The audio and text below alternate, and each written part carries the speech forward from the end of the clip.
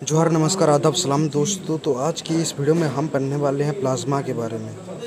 तो आप सभी लोग डेफिनेशन यहाँ पे पढ़ सकते हैं। प्लाज्मा इज ए PLO और straw coloured liquid component of A blood that holds the cellular elements of blood in suspension.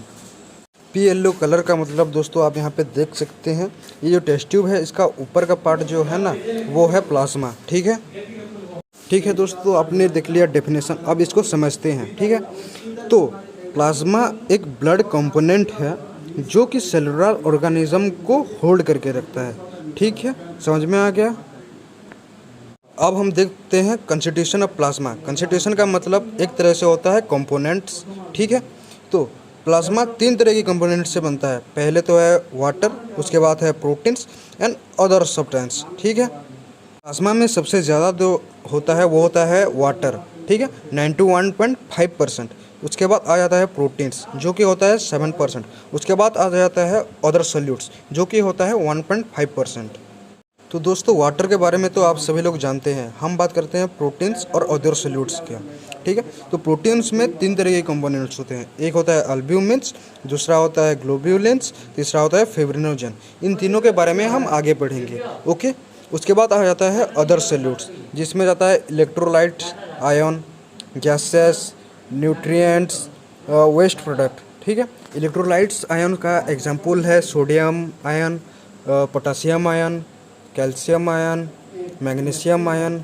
ठीक है, उसके बाद आ जाते हैं हम गैसेस पे। ठीक है, यहाँ पे गैसेस में जाता है ऑक्सीजन, कार्बन डाइऑक्साइड, नाइट्रोजन। ठीक है, उसके बाद आ जाते हैं हम न्यूट्रिएंट्स पे।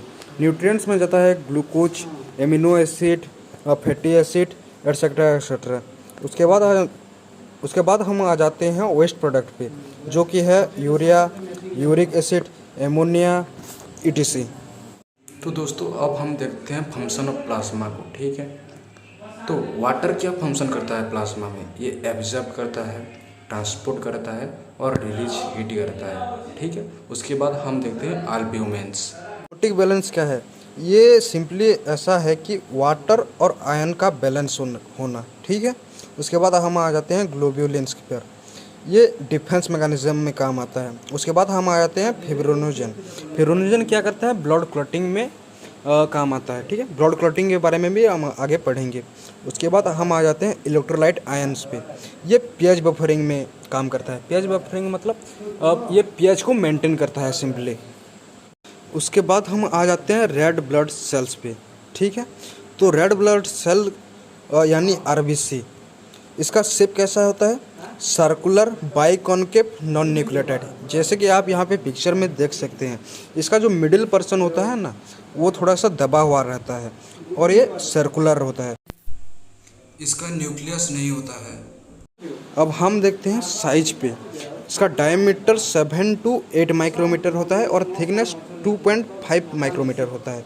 उसके बाद हम आ जाते हैं कलर पे। इसका कलर होता है रेड जो कि हीमोग्लोबिन पिगमेंट के प्रेजेंस की वजह से होता है। अब हम आ जाते हैं काउंट पे। ये एडल्ट मेल में 5.4 मिलियन RBC पर माइक्रोलीटर होता है और एडल्ट फीमेल में 4.8 मिलियन RBC पर लीटर होता है और इसका लाइफ स्पैन होता है 120 डेज।